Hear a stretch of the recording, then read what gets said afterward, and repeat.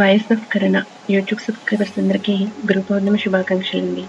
ఈరోజు గురు పౌర్ణమి కదా, దానికి సంబంధించిన చిన్న వీడియోతో అయితే మీ ముందుకు వచ్చిస్తానండి. ఇక వీడియోలోకి వెళ్ళిపోతామా. గురు పౌర్ణమి, దీనినే వ్యాస పౌర్ణమి అని అంటారు. ఆది గురువైన వేదవ్యాసుడు సత్యవతి సంతనులకు పుత్రుడుగా ఆషాఢ పౌర్ణమి రోజున జన్మించాడు.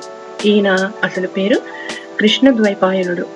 ఈయన వేదాలను ఋక్, యజుష్, శామ, అధర్వణ అను 4 వేదాలుగా విభజించిన మహర్షి. గురు పౌర్ణమి రోజునే వ్యాసుడు వేదాలను విభజించాడు అని అంటారు. ఈయన వేదాలను విభజించిన తర్వాత మాత్రమే వ్యాస మహర్షిగా పిలువబడ్డాడు. ఆధ్యాత్మిక వారసత్వ సంపదను పంచిన గొప్ప గురువు కాబట్టే ఈయనని ఆది గురువుగా పూజిస్తారు. ఈయన విఘ్నేశ్వరుడితో కలిసి భారతాన్ని రచించాడు అని ప్రతీతి.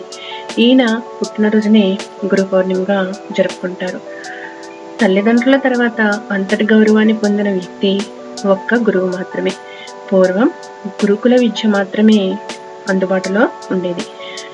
ప్రతి శాస్త్రాన్ని, విషయాన్ని గురువులు మాత్రమే పిల్లలకి మరియు పెద్దలకి నేర్పుతూ ఉండేవారు. అందువల్ల గురువులను దైవాలుగా భావించేవారు. అదే కాకుండా గురు పౌర్ణమి రోజున ఆది పురుషుడైన శివుడు సప్త ఋషులకు జ్ఞానబోధ చేశాడని శివపురాణం చెబుతుంది.